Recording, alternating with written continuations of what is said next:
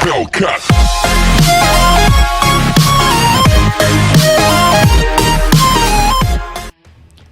Hey, what's up guys, it's JuicyST here. Today we're going to be playing some World of Tanks Blitz, and I have 3 replays for you today. I have a replay with the P44 Panterra, the T110E4, and the KV2. So, in the Panterra, I've been grinding this tank line, and I'm already in love with it. It's a very great tank. It's an auto reloader, which is something I'm not very key to. I've never really played with auto reloaders, so it was a big experience playing this line. And I've been having a lot of fun with this Panterra, and I'm honestly thinking about permanently enriching it because it's just that good of a tank. It took me about 60 or 70 battles to ace the tank, and the replay I'm going to be showing you is the replay of me acing this tank. But not much to show in the start of this replay. You know, it's kind of a game of cat and mouse. We end up fighting the enemy team in their spawn, and they're in our spawn. So it's a pretty rough replay. But yeah, it's a great tank. It's got a 3-second inner clip, so every time you shoot, you gotta wait 3 seconds to shoot. I like to play it as an auto reloader as well as a medium, sort of mixing it up.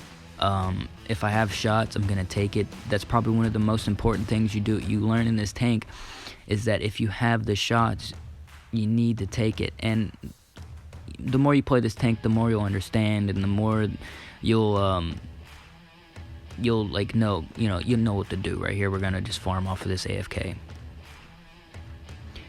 Sometimes you want to keep that last shell in your tank, just so you can have that. What is it? It's like a 3.7 or 3.2 shell reload, which is very nice. It's very nice. You can reload your entire clip pretty quickly in this tank.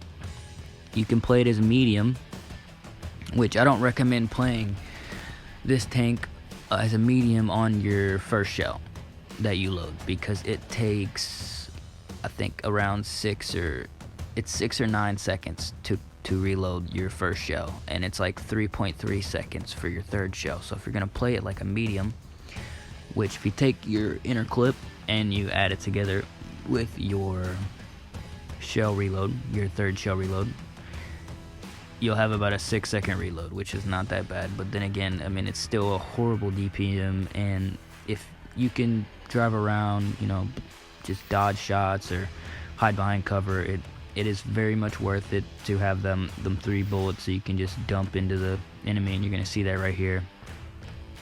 You got about around a 700 damage clip. So if you can dump multiple clips into people, I mean, you rack up the damage to the tank real easy. I don't know my true statistics on this tank, but I find it real easy to drop 2.5 to 3k every game, and I mean that is, which I'm probably an average 2k player, even though my statistics say like 1.3k a game. I tend to drop around 2k, 2.5k every game, but with this tank, that it's just really not that hard. I mean, as you can see here, I'm just playing peekaboo with this T29. This tank is just amazing. The pin, it's not got the greatest penetration values. The gun is really accurate. It's got a decent gun dispersion, and the aim in time isn't that bad. You can see I kind of woofed that shot there, but I'm gonna end up hitting this guy once and then hitting the other E75TS, and that event is almost over. Yeah, my hypothesis kind of came true. You got a lot of not so great players in this tank, which can bite you in the butt or turn out to be your benefit. But you do run into a lot of bad players running this tank, and it's not sometimes it's not their fault, and sometimes it is. can see a lot of like new players with this tank, which just bought the tank. But then you have people like me that grinded for the tank, which I kind of wish Wargaming did not make this tank purchasable. I wish that they made it where you could only get this tank from getting the mastery badges, but I mean, hey, we're not selling a tank. So as you can see here, 3.5k, pretty easy game. This tank does make decent credits. It's not a bad tank on credits. You won't lose that many credits, but I've been playing raiding battles a lot lately. I'm at like 3.8k right now. I did my calibrations today and got to 3.5k, so I've gotten about 300 a day. But yeah, this is the KV2 replay. I'm playing with the leader of my old clan, TDK2. They're not a very popular clan, but they're a good bunch of people. Most of the people in there have kids the age of me, 18, but yeah, let's not talk about that. Yeah, this game's going to be pretty solid. I'm only going to sit in about one place for the entire game, and I'm going to just rack up the kills. This is another ace replay. I think me and Palace were tuning for, he needed tune kills and encounter battles, so that's exactly what we did. But we're going to have a great game in this KV2, and we're going to have the absolute best scenarios possible. It's like the dream game in a KV2.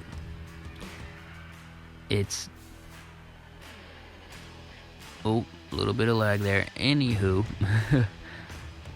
we're going to pull up on, up this little temple area right here. I'm going to crack a shot into that KV2, which was a pretty aimed in shot, so we pulled off an ammo rack. Kind of forgot about that. We're gonna pull up and we're gonna sit in this little divot right here. We're not gonna move for pretty much the entire game because they're just gonna keep on coming. M6 kind of gets toxic a little bit, but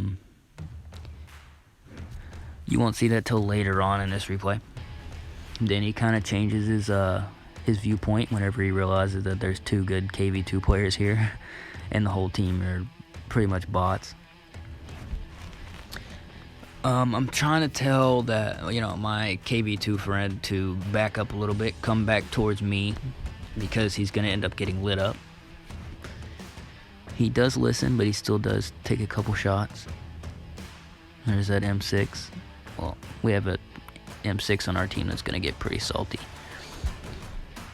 But right about now is when it looks like we're gonna lose this, and it ends up being a 2 versus 3 or a 2 versus 4. I'm not sure. I guess we'll have to see for together. I'm sure a lot of people know all about the KV2s, that 152 millimeter gun with that 1200 HE alpha. It's got that, I think it's a 900 AP alpha. I enjoy playing with AP. AP, you can get a guaranteed pin. It's at least about a 600 damage, and then you got the premium AP. It's got about a 500 alpha. It's premium AP. It's not much of a difference, but you can still pull off those ammo racks. I've one-shot a couple erasers in this tank. I've been playing the KV2 a lot lately. I don't really know why. I've always loved this tank, and even back in the day, whenever, like before they nerfed the HE penetration, this tank, I remember dreading going against another KV2 because it's either you getting one shot or them getting one shot. But as I said, you're not really gonna see too much action here. Leopard is gonna pop up. The M6 is already dead. The Chaffee's gonna end up dying to that M7 T37. My bad. At about this time, I'm telling my buddy here to back up, come towards me. We need to hold this spot because they're definitely gonna want to come and try to push together, but they do not end up doing that. So it is a 2 versus 4. Here comes that Leopard. that leopard, over here with the dream. I just said no, it's not gonna happen.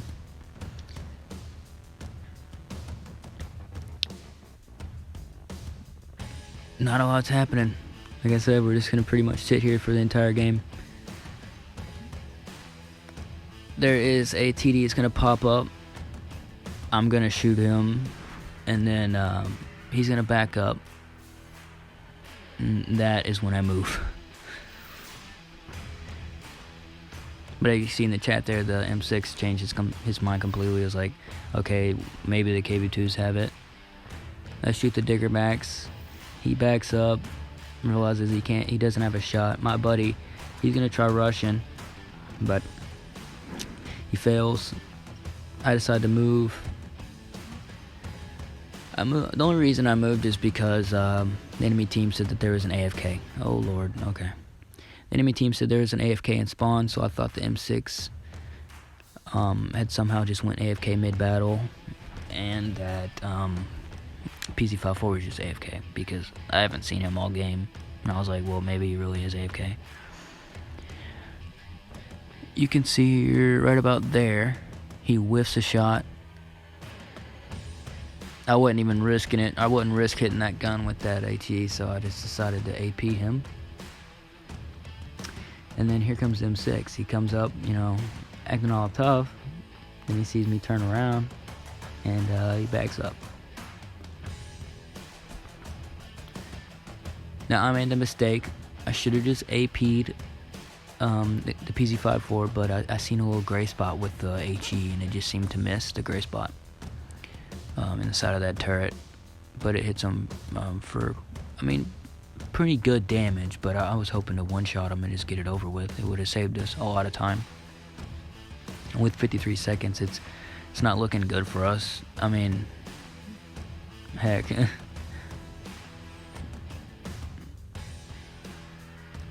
My buddy shot the M6, and I guess with AP and bounced.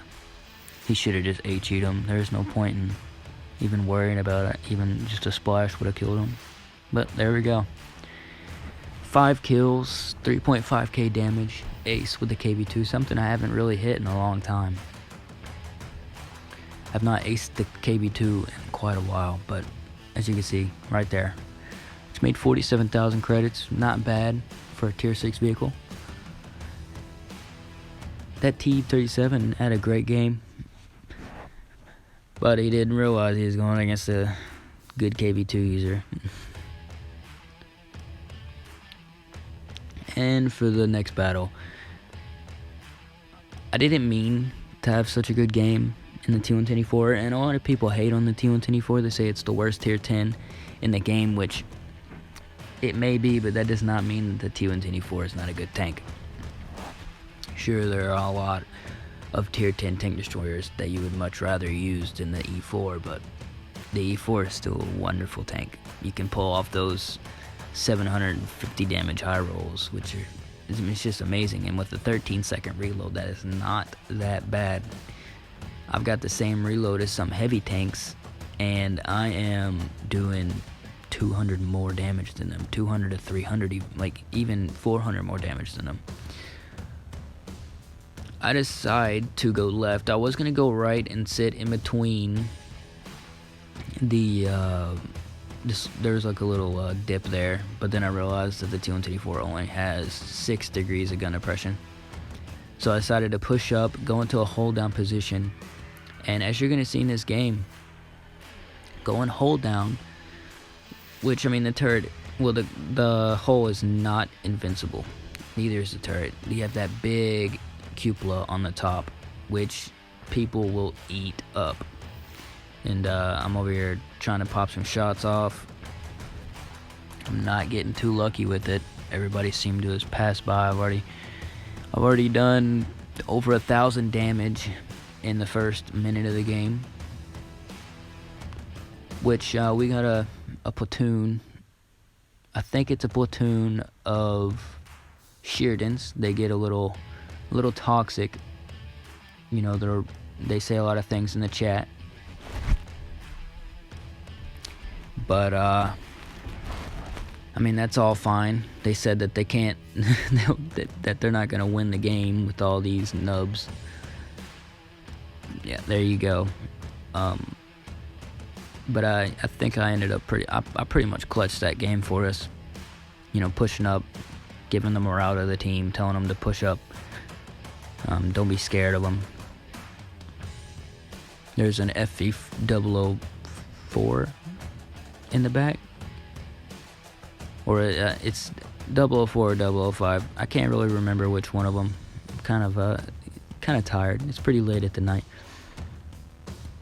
But yeah, he's just gonna sit in the back pretty much the entire game, not do a thing.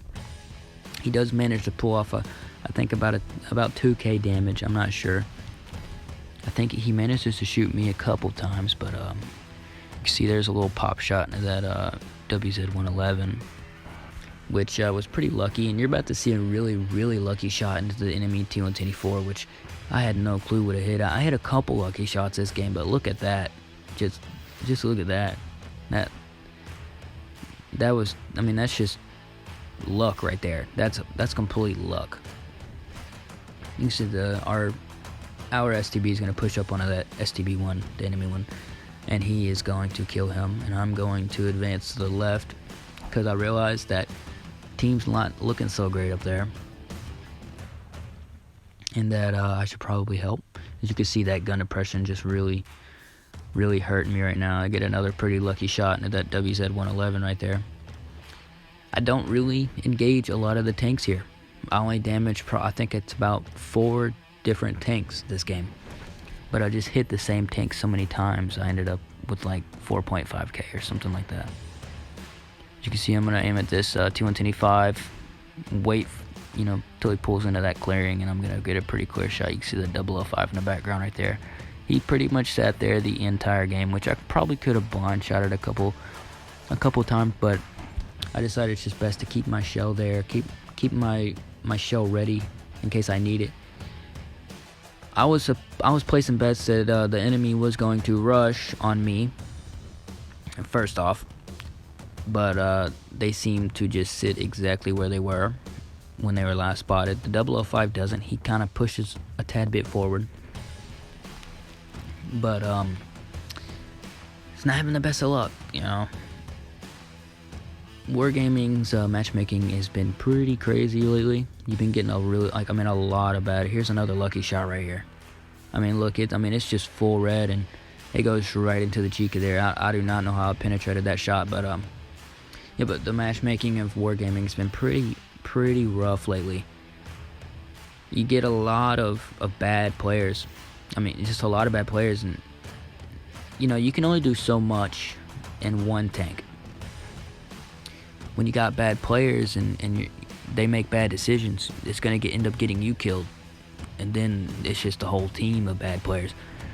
Which some people I run into, you know, I'll notice that they're just acting like a complete idiot, and I'll check their stats after, and it'll say, you know, like 20 to 30k battles with a 55, or you know, around the 55% win rate, and it just leaves me baffled. Like, how could somebody be so dumb? It's either they're just having a bad day, or they haven't played in a while, which, you know, I can understand, but yeah.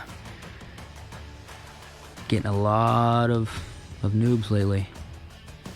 But anyways, that is the T110E4 gameplay right there.